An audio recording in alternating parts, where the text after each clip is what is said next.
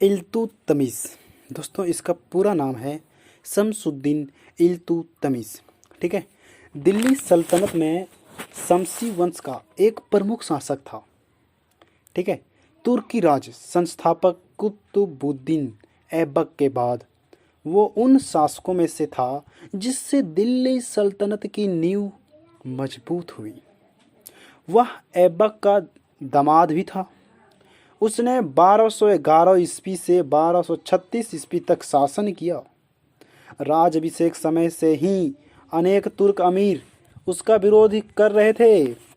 खोखरों के विरुद्ध इल्तुतमिश की कार्य कुशलता से प्रभावित होकर मोहम्मद गौरी ने उसे अमीरुल उमरा, ठीक है, उमरा नामक महत्वपूर्ण पद दे दिया था। अकस्मात मृत्यु के कारण, यानी कि अचानक मृत्यु हो जाने के कारण कुतुबुद्दीन ऐबक अपने किसी उत्तराधिकारी के चुनाव नहीं कर सका था। अतः लाहौर के विवादित पुत्र आराम शाह, जिसे इतिहासकार नहीं मानते हैं इसे, ठीक है, आराम शाह जिसको नहीं मानते हैं इतिहासकार, को लाहौर की गद्दी पर बैठाया। परंतु दिल्ली के तुर्क सरदारों एवं नागरिकों के विरुद्ध के फलस्वरूप कुतुबुद्दीन ऐबक के दामाद इल्तुतमिश, जो उस समय बदायूं का सूबेदार था, कहाँ था? बदायूं का, ठीक है, वहाँ का सूबेदार था वो। सूबेदार को क्या किया? फिर दिल्ली आमंत्रित कर राज सिंहासन पर बैठाया गया। आराम शाह एवं इल्तुतमिश के बीच दिल्ली के निकट, ठीक है, जड़ नामक स्थान पर संघर्ष हुआ। ठीक है, क्योंकि दोनों में सत्ता का संघर्ष चल रहा था।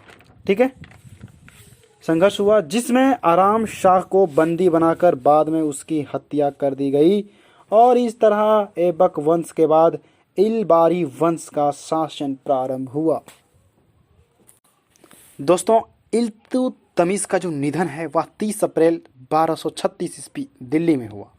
ठीक है, इल्तुतमिश का जो संतान है वह बहुत सारे थे, जैसे कि नसीर उद्दीन, महमूद अस्कुनुद्दीन, फिरोज शाह, राजिया सुल्तान, ठीक है, मुइज़ उद्दीन बहराम। ठीक है, इस प्रकार से था। इनका जो धर्म जो है दोस्तों वह था इस्लाम। क्या था? इस्लाम। ठीक है, अब इसको दोस्तों प्रतिद्वंदी कौन कौन थे उसको बारे में देख लेते हैं। ठीक है, इल्तुतमिश का दो प्रमुख प्रतिद्वंदी थे, तजुद्दीन अल्दौज और नासिरुद्दीन कुबाचा। ठीक है, हम दो नाम बताएं यहाँ पर जो फिर से रिपीट कर रहे हैं। ठीक है, तजुद्दीन अल्दौज और नासिरुद्दीन कुबाचा। ये दोनों गौरी के दास थे। क्या थे? गौरी का दास थे। गौरी एक शासक था, ठीक है, उसका दास था।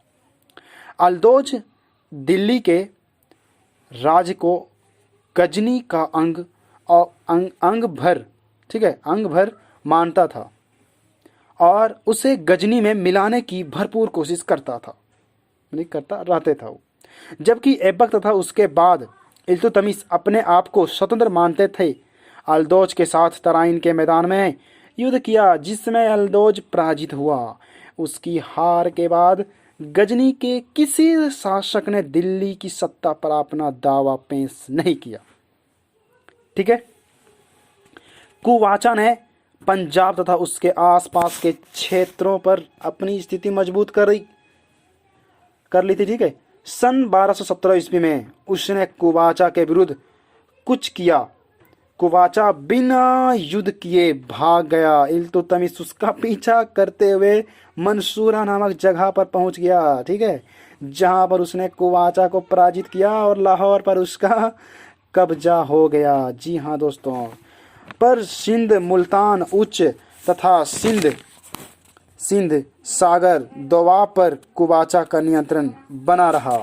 ठीक है, इसी समय मंगोलों के आक्रमण के कारण इल्तुतमिश, ठीक है, इल्तुतमिश का ध्यान कुबाचा पर से तत्काल हट गया, पर बाद में कुबाचा को एक युद्ध में उसने परास्त किया जिसके फलस्वरूप कुबाचा सिंधु नदी में डूबकर मर गया।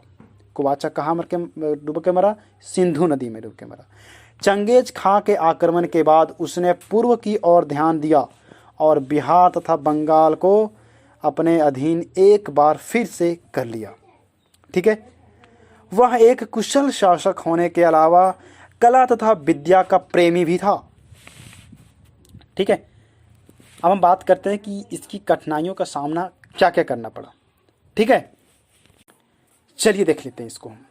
सुल्तान का पद प्राप्त करने के बाद इल्तुतमिश को कुछ कठिनाइयों का सामना करना पड़ा। उसकी प्रारंभिक कठिनाइयां अनेक गद्दी के दावेदार का होना था, जिनका बाद में कुलबी अर्थात कुतुबुद्दीन ऐबक के समय सरदार तथा मुज्जी अर्थात मोहम्मद गोरी के समय के सरदारों के विद्रोह का दमन किया। ठीक है, इल्तुतमिश ने इन विद्रोही सरदारों पर विश्वास न करते हुए अपने 40 गुलाम सरदारों का एक गुट या संगठन बनाया, जिसे तुर्कन ये चिहलगानी का नाम दिया गया। इस संगठन को चार गण भी कहा जाता है। इल्तुतमिश के समय में ही अवध में पृथु विद्रोह हुआ। 1215 से 1217 के बीच में इल्तुतमिश को अपने दो प्रबल प्रतिद्वंदी अल्दोज और नासिरुद्दीन कुवाचा से संघर्ष करना पड़ा।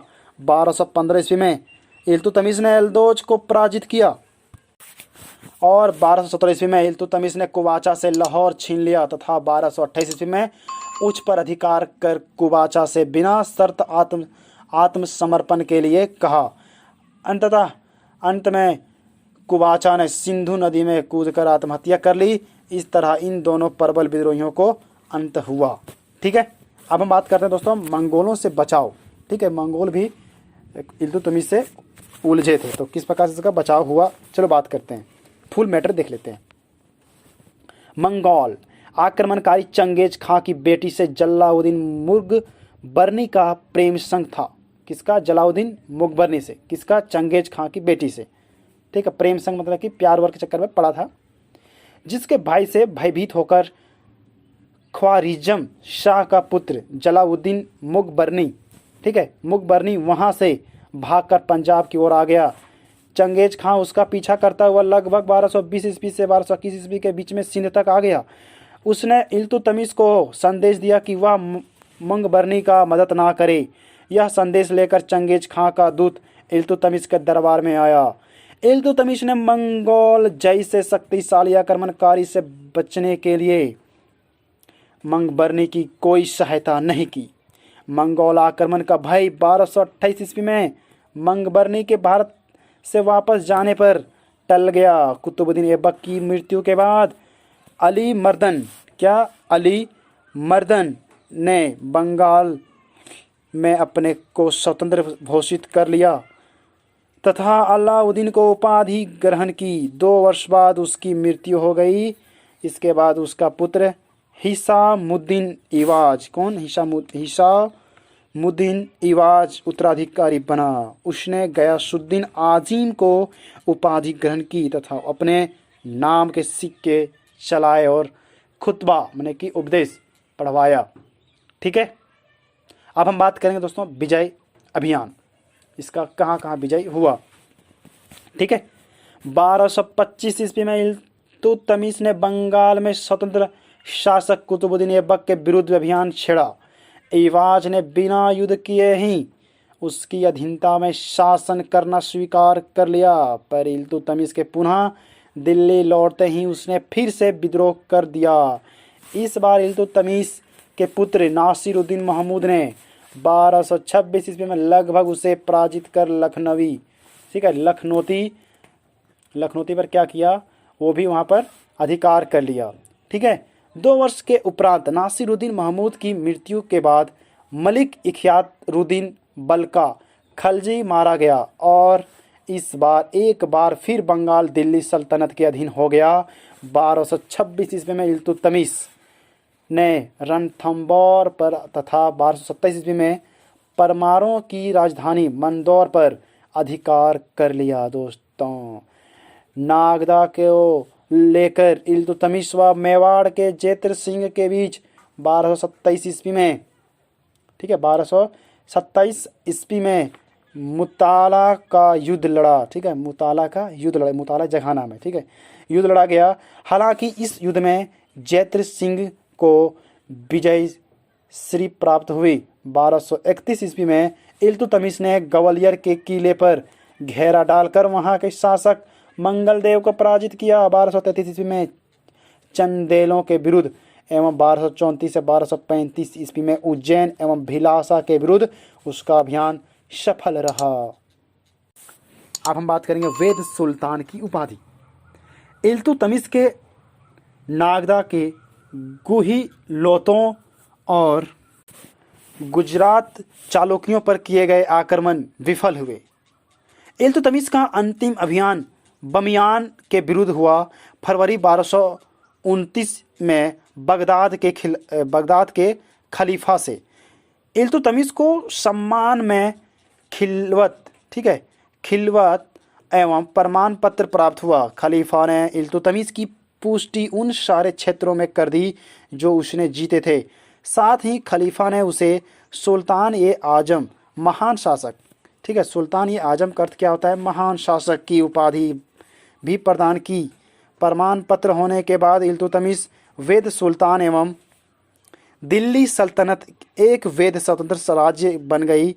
इस स्वीकृति से इल्तुतमिश को सुल्तान के पद को वंशानुगत बनाने और दिल्ली के सिंहासन पर अपनी संतानों के अधिकार को सुरक्षित करने में सहायता मिली।